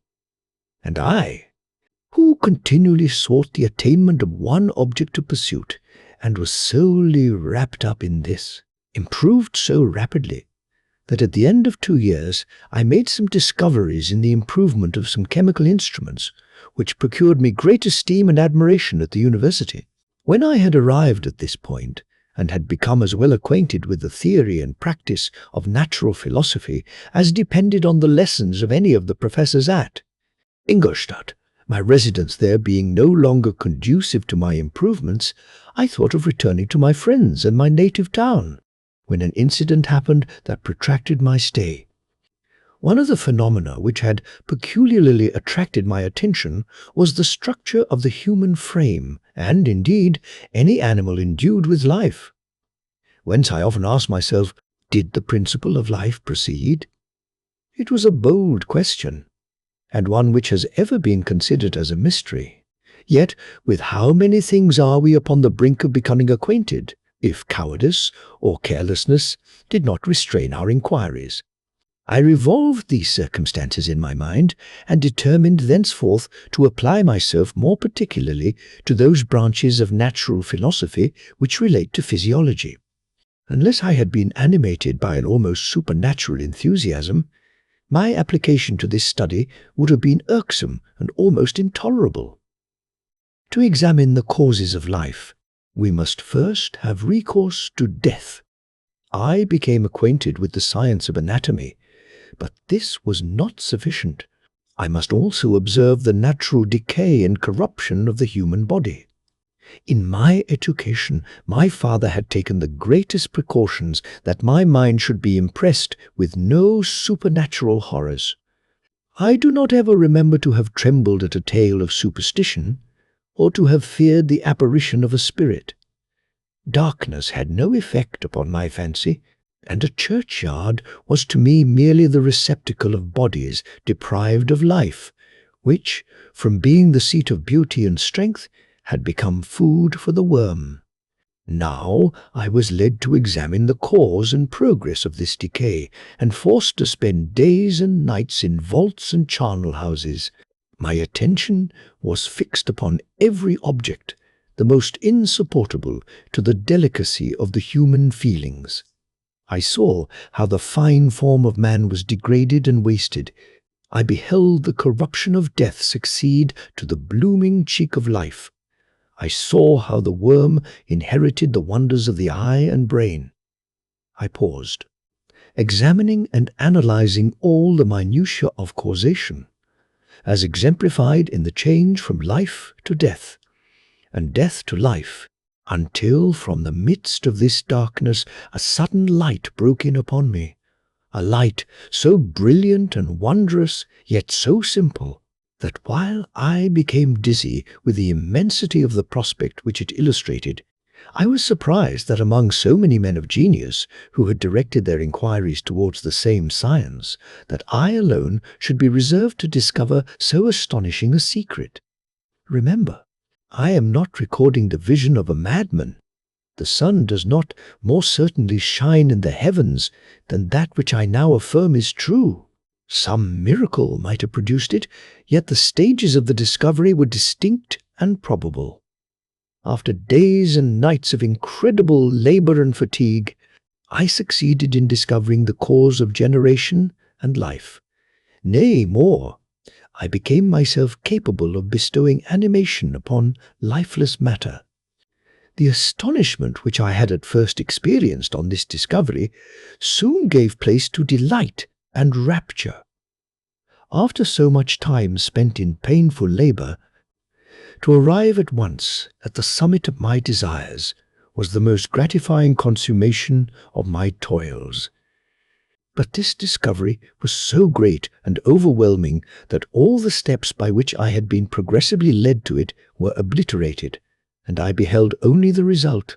What had been the study and desire of the wisest men since the creation of the world was now within my grasp. Not that, like a magic scene, it all opened upon me at once. The information I had obtained was of a nature rather to direct my endeavors so soon as I should point them towards the object of my search, than to exhibit that object already accomplished. I was like the Arabian who had been buried with the dead and found a passage to life, aided only by one glimmering and seemingly ineffectual light. I see by your eagerness and the wonder and hope which your eyes express, my friend, that you expect to be informed of the secret with which I am acquainted. That cannot be. Listen patiently until the end of my story, and you will easily perceive why I am reserved upon that subject. I will not lead you on, unguarded and ardent as I then was, to your destruction and infallible misery. Learn from me, if not by my precepts, at least by my example, how dangerous is the acquirement of knowledge, and how much happier that man is who believes his native town to be the world, than he who aspires to become greater than his nature will allow. When I found so astonishing a power placed within my hands, I hesitated a long time concerning the manner in which I should employ it. Although I possessed the capacity of bestowing animation, yet to prepare a frame for the reception of it, with all its intricacies of fibers, muscles, and veins, still remained a work of inconceivable difficulty and labor. I doubted at first whether I should attempt the creation of a being like myself, or one of simpler organization, but my imagination was too much exalted by my first success to permit me to doubt of my ability to give life to an animal as complex and wonderful as man. The materials at present within my command hardly appeared adequate to so arduous an undertaking, but I doubted not that I should ultimately succeed. I prepared myself for a multitude of reverses. My operations might be incessantly baffled, and at last my work be imperfect. Yet when I considered the improvement which every day takes place in science and mechanics, I was encouraged to hope my present attempts would at least lay the foundations of future success. nor could I consider the magnitude and complexity of my plan as any argument of its impracticability. It was with these feelings that I began the creation of a human being. As the minuteness of the parts formed a great hindrance to my speed, I resolved, contrary to my first intention, to make the being of a gigantic stature, that is to say, about 8 feet in height, and proportionably large. After having formed this determination, and having spent some months in successfully collecting and arranging my materials, I began. No one can conceive the variety of feelings which bore me onwards, like a hurricane, in the first enthusiasm of success. Life and death appeared to me ideal bounds, which I should first break through and pour a torrent of light into our dark world. A new species would bless me as its creator and source. Many happy and excellent natures would owe their being to me. No father could claim the gratitude of his child so completely as I should deserve theirs.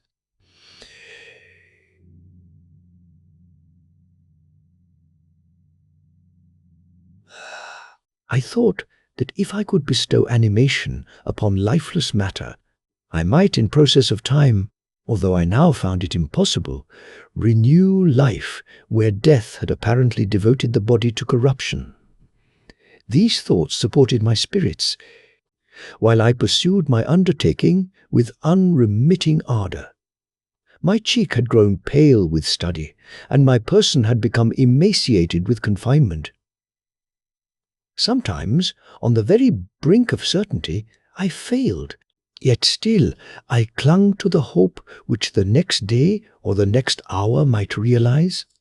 One secret which I alone possessed was the hope to which I had dedicated myself, and the moon gazed on my midnight labors, while, with unrelaxed and breathless eagerness, I pursued nature to her hiding places.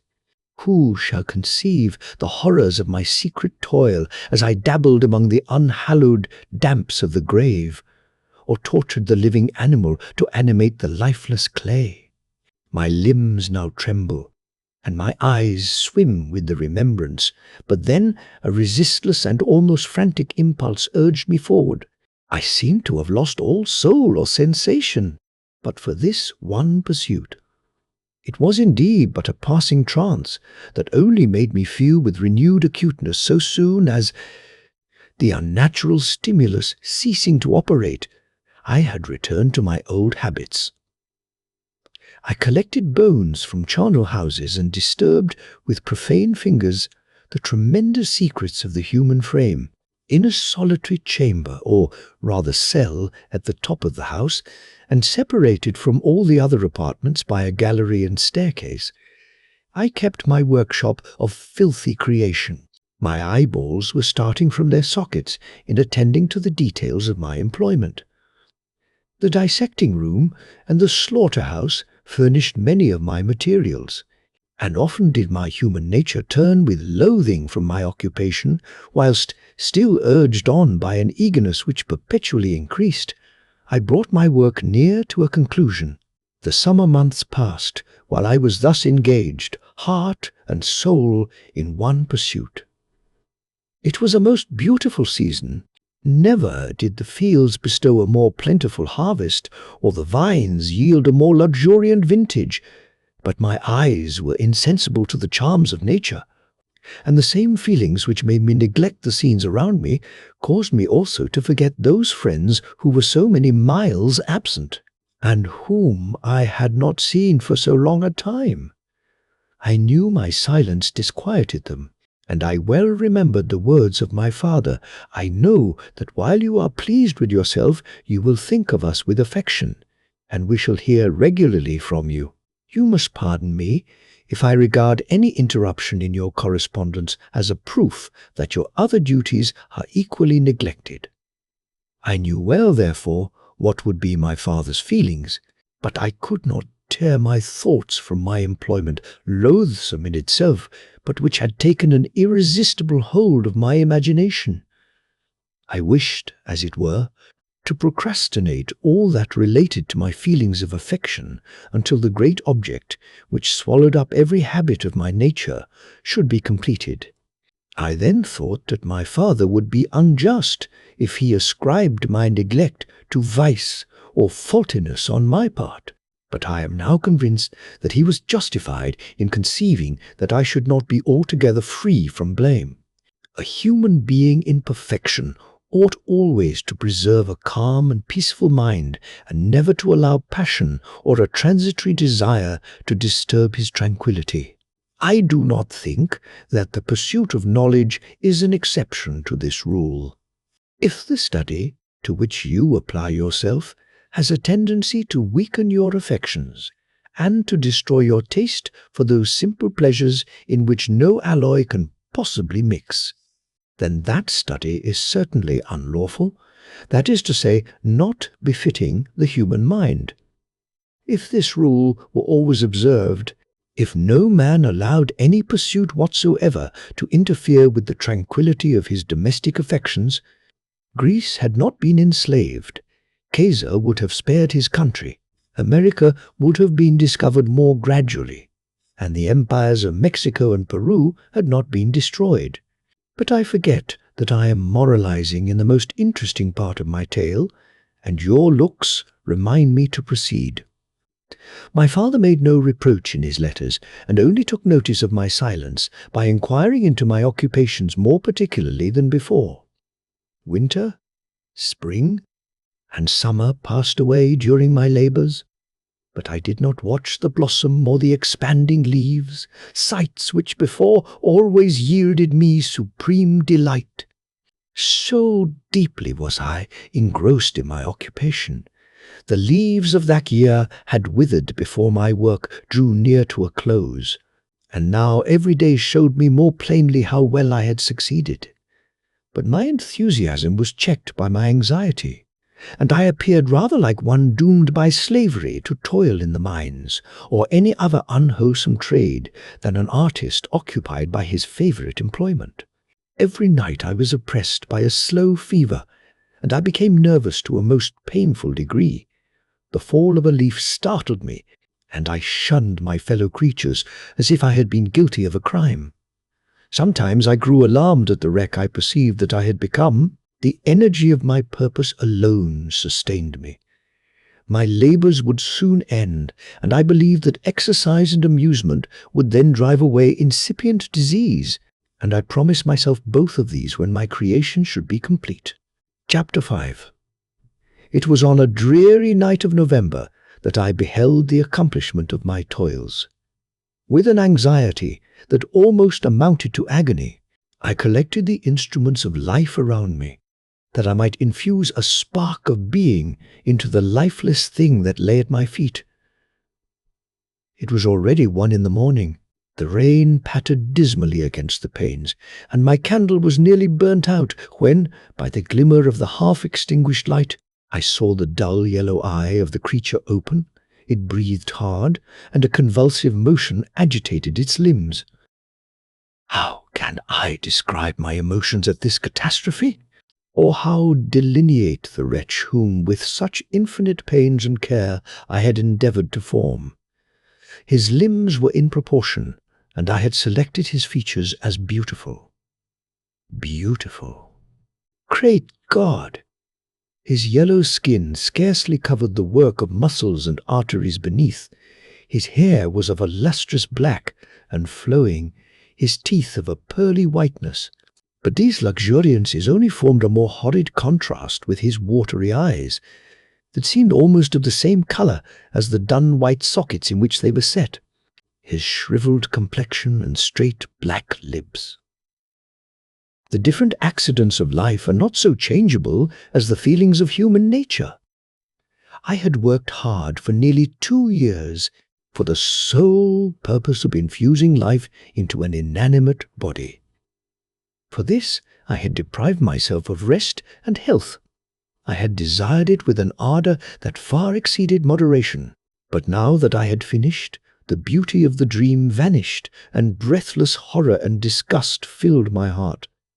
Unable to endure the aspect of the being I had created, I rushed out of the room and continued a long time traversing my bedchamber, unable to compose my mind to sleep. At length, lassitude succeeded to the tumult I had before endured, and I threw myself on the bed in my clothes, endeavouring to seek a few moments of forgetfulness. But it was in vain. I slept indeed, but I was disturbed by the wildest dreams. I thought I saw Elizabeth, in the bloom of health, walking in the streets of Ingolstadt. Delighted and surprised, I embraced her. But as I imprinted the first kiss on her lips, they became livid with the hue of death. Her features appeared to change, and I thought that I held the corpse of my dead mother in my arms. A shroud enveloped her form, and I saw the grave worms crawling in the folds of the flannel. I started from my sleep with horror. A cold dew covered my forehead, my teeth chattered, and every limb became convulsed when, by the dim and yellow light of the moon, as it forced its way through the window shutters, I beheld the wretch, the miserable monster whom I had created. He held up the curtain of the bed, and his eyes, if eyes they may be called, were fixed on me. His jaws opened, and he muttered some inarticulate sounds, while a grin wrinkled his cheeks. He might have spoken, but I did not hear. One hand was stretched out, seemingly to detain me. But I escaped and rushed downstairs. I took refuge in the courtyard belonging to the house which I inhabited, where I remained during the rest of the night, walking up and down in the greatest agitation, listening attentively, catching and fearing each sound as if it were to announce the approach of the demoniacal corpse to which I had so miserably given life. Oh, no mortal could support the horror of that countenance. A mummy again endued with animation could not be so hideous as that wretch. I had gazed on him while unfinished. He was ugly then, but when those muscles and joints were rendered capable of motion, it became a thing such as even Dante could not have conceived. I passed the night wretchedly. Sometimes my pulse beat so quickly and hardly that I felt the palpitation of every artery. At others, I nearly sank to the ground through languor and extreme weakness. Mingled with this horror, I felt the bitterness of disappointment. Dreams that had been my food and pleasant rest for so long, a space were now become a hell to me, and the change was so rapid, the overthrow so complete. Morning, dismal and wet, at length dawned and discovered to my sleepless and aching eyes the church of Ingolstadt, its white steeple and clock, which indicated the 6th hour. The porter opened the gates of the court, which had that night been my asylum, and I issued into the streets, pacing them with quick steps, as if I sought to avoid the wretch whom I feared every turning of the street would present to my view. I did not dare return to the apartment which I inhabited, but felt impelled to hurry on, although drenched by the rain which poured from a black and comfortless sky. I continued walking in this manner for some time, endeavouring by bodily exercise to ease the load that weighed upon my mind. I traversed the streets without any clear conception of where I was or what I was doing. My heart palpitated in the sickness of fear, and I hurried on with irregular steps, not daring to look about me, like one who on a lonely road doth walk in fear and dread, and, having once turned round, walks on, and turns no more his head, because he knows a frightful fiend doth close behind him tread. Coleridge's Ancient Mariner. Continuing thus, I came at length opposite to the inn, at which the various diligences and carriages usually stopped. Here I paused. I knew not why, but I remained some minutes with my eyes fixed on a coach that was coming towards me from the other end of the street. As it drew nearer, I observed that it was the Swiss diligence. It stopped just where I was standing, and on the door being opened, I perceived Henry Clerval, who, on seeing me, instantly sprung out. "My dear Frankenstein," exclaimed he, "how glad I am to see you! How fortunate that you should be here at the very moment of my alighting. Nothing could equal my delight on seeing Clerval. His presence brought back to my thoughts my father, Elizabeth, and all those scenes of home so dear to my recollection. I grasped his hand, and in a moment forgot my horror and misfortune. I felt suddenly, and for the first time during many months, calm and serene joy. I welcomed my friend, therefore, in the most cordial manner, and we walked towards my college. Clerval continued talking for some time about our mutual friends and his own good fortune in being permitted to come to Ingolstadt. "You may easily believe," said he, "how great was the difficulty to persuade my father that all necessary knowledge was not comprised in the noble art of bookkeeping, and, indeed, I believe I left him incredulous to the last, for his constant answer to my unwearied entreaties was the same as that of the Dutch schoolmaster in The Vicar of Wakefield. I have 10,000 florins a year without Greek. I eat heartily without Greek. But his affection for me at length overcame his dislike of learning, and he has permitted me to undertake a voyage of discovery to the land of knowledge. It gives me the greatest delight to see you. But tell me how you left my father, brothers, and Elizabeth." "Very well, and very happy. Only a little uneasy that they hear from you so seldom. By the by, I mean to lecture you a little upon their account myself. But, my dear Frankenstein," continued he, stopping short and gazing full in my face, "I did not before remark how very ill you appear. So thin and pale, you look as if you had been watching for several nights." "You have guessed right. I have lately been so deeply engaged in one occupation that I have not allowed myself sufficient rest, as you see. But I sincerely hope, that all these employments are now at an end, and that I am at length free." I trembled excessively. I could not endure to think of, and far less to allude to, the occurrences of the preceding night. I walked with a quick pace, and we soon arrived at my college. I then reflected, and the thought made me shiver, that the creature whom I had left in my apartment might still be there, alive and walking about. I dreaded to behold this monster, but I feared still more that Henry should see him. Entreating him, therefore, to remain a few minutes at the bottom of the stairs, I darted up towards my own room. My hand was already on the lock of the door before I recollected myself. I then paused, and a cold shivering came over me. I threw the door forcibly open, as children are accustomed to do when they expect a spectre to stand in waiting for them on the other side, but nothing appeared. I stepped fearfully in. The apartment was empty, and my bedroom was also freed from its hideous guest. I could hardly believe that so great a good fortune could have befallen me. But when I became assured that my enemy had indeed fled, I clapped my hands for joy and ran down to Clerval. We ascended into my room, and the servant presently brought breakfast, but I was unable to contain myself. It was not joy only that possessed me. I felt my flesh tingle with excessive sensitiveness, and my pulse beat rapidly. I was unable to remain for a single instant in the same place. I jumped over the chairs, clapped my hands, and laughed aloud. Clerval at first attributed my unusual spirits to joy on his arrival, but when he observed me more attentively, he saw a wildness in my eyes for which he could not account, and my loud, unrestrained, heartless laughter frightened and astonished him.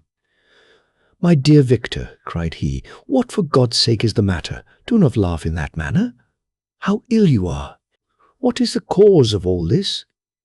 "Do not ask me," cried I, putting my hands before my eyes, for I thought I saw the dreaded spectre glide into the room.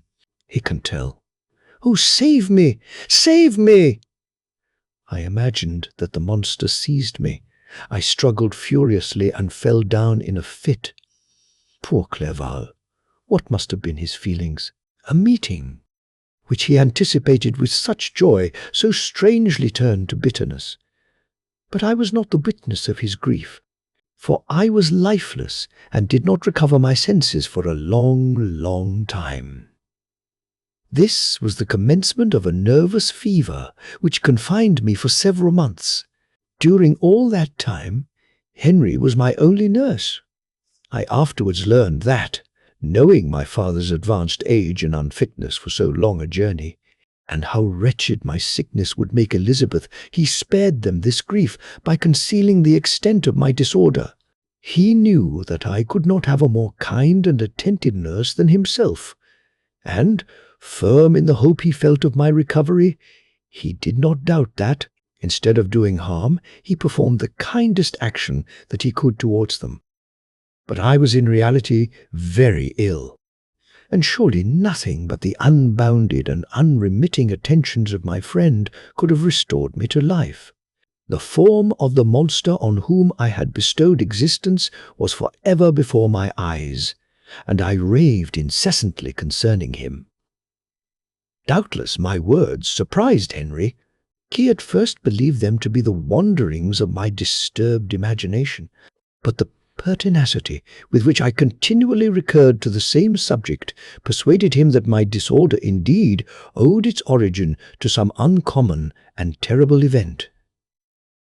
By very slow degrees, and with frequent relapses that alarmed and grieved my friend, I recovered. I remember the first time I became capable of observing outward objects with any kind of pleasure. I perceived that the fallen leaves had disappeared, and that the young buds were shooting forth from the trees that shaded my window. It was a divine spring, and the season contributed greatly to my convalescence. I felt also sentiments of joy and affection revive in my bosom. My gloom disappeared, and in a short time I became as cheerful as before I was attacked by the fatal passion. "Dearest Clerval," exclaimed I, "how kind, how very good you are to me! This whole winter, instead of being spent in study, as you promised yourself, has been consumed in my sick room. How shall I ever repay you? I feel the greatest remorse for the disappointment of which I have been the occasion, but you will forgive me. You will repay me entirely if you do not discompose yourself. But get well as fast as you can, and since you appear in such good spirits, I may speak to you on one subject, may I not?" I trembled. One subject. What could it be? Could he allude to an object on whom I dared not even think?